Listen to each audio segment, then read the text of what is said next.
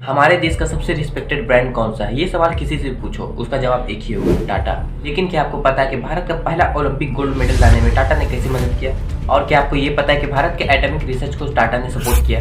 Overall Bharat को self reliant और आत्मनिर्भर बनाने में कैसे टाटा ने हाथ बढ़ाया? टाटा के ऐसे ही कई सीक्रेट कंट्रीब्यूशन है जिसके बारे में भारत के कई लोग नहीं जानते होंगे। आज मैं आपको टाटा के बारे में ऐसी सरप्राइजिंग फैक्ट बताने वाला हूँ जिसे जानने के बाद आपका भी टाटा के लिए रिस्पेक्ट बढ़ जाएगा। आज टाटा 100 से भी ज्यादा कंपनी और 100 से भी ज्यादा देशों में ऑपरेट कर आधे मिलियन लोगों को एम्प्लॉयमेंट देता है और 700 मिलियन से ज्यादा लोगों को अपने प्रोडक्ट बेचता है। बट डिड यू नो, इतनी बड़ी कंपनी की शुरुआत बस 21,000 रुपए और एक सपने से हुई।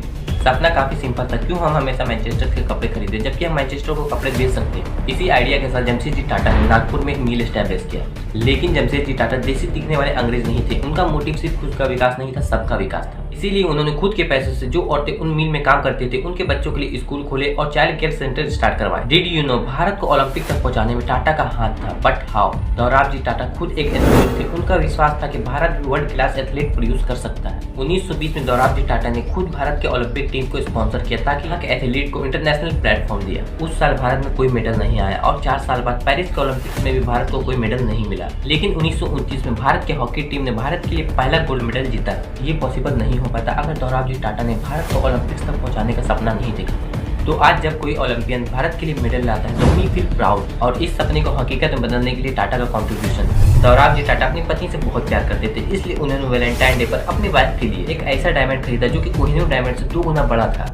पहले वर्ल्ड वार के बाद टाटा स्टील कर्ज में थी और इस डेट को रिपे करने के लिए उन्हें अपनी पर्सनल ज्वेलरी भी बेचनी पड़ी। तब उनकी वाइफ ने बिना किसी हेजिटेशन के अपनी सारी ज्वेलरी के साथ साथ उस डायमंड को भी गिरवी रख दिया। फॉर्चुनेटली उनकी वाइफ कैंसर में चल बसी, लेकिन दोराबजी टाटा अपनी पत्नी को याद रखने के लिए ऐसा मॉन्यूमेंट बनाया जो कि आज भी लोगों की सेवा करता है, टाटा मेमोरियल हॉस्पिटल, जो कि आज भी 70% कैंसर पेशेंट का ट्रीटमेंट फ्री में करता है। डिड यू नो, भारत के पहले लाइसेंस पायलट कौन थे? और कोई नहीं, जे.आर.डी. टाटा। 32 में टाटा एयरलाइंस की शुरुआत हुई और इस एयरलाइंस की पहली कमर्शियल फ्लाइट कराची से मुंबई लेकर आने वाले और कोई नहीं, जे.आर.डी. टाटा थे। भारत आजादी से पहले ही एक ऐसा देश बन चुका था जो कि खुद का एयरलाइंस ऑपरेट कर सकता था। 1946 में टाटा एयरलाइंस का नाम चेंज करके एयर इंडिया कर दिया गया था और 2 सालों में एयर इंडिया इंटरनेशनल भी शुरू हो गया था। 1915 में जब एविएशन को नेशनलाइज कर दिया गया था तब एयर इंडिया एक गवर्नमेंट इंटरप्राइज बन गया। लेकिन फिर भी जे.आर.डी. खुद हमारे एविएशन मिनिस्टर को लेटर लिख करके गाइड किया करते थे। 1947 में भारत को आजादी तो मिल गई थी, लेकिन हमारे देश की इकोनॉमी काफी वीक थी। बाकी इंडस्ट्री की तरह कॉस्मेटिक इंडस्ट्री भी इंटरनेशनल ब्रांड पर डिपेंडेंट थी, यानी इंपोर्ट पर खर्चा बढ़ रहा था और एक्सपोर्ट ना के बराबर हो रहा था। प्लस महंगे कॉस्मेटिक की वजह से ब्यूटी प्रोडक्ट आम आदमी के बजट के बाहर थी। इस सिचुएशन को चेंज करने के लिए हमारे प्राइम मिनिस्टर जवाहरलाल नेहरू जी ने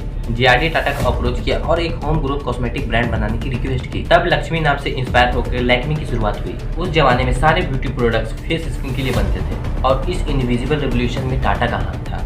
तो ये वीडियो कैसी लगी कमेंट में जरूर बताएं और इस वीडियो का नेक्स्ट पार्ट चाहते हो तो नीचे पार्ट 2 जरूर कमेंट करें।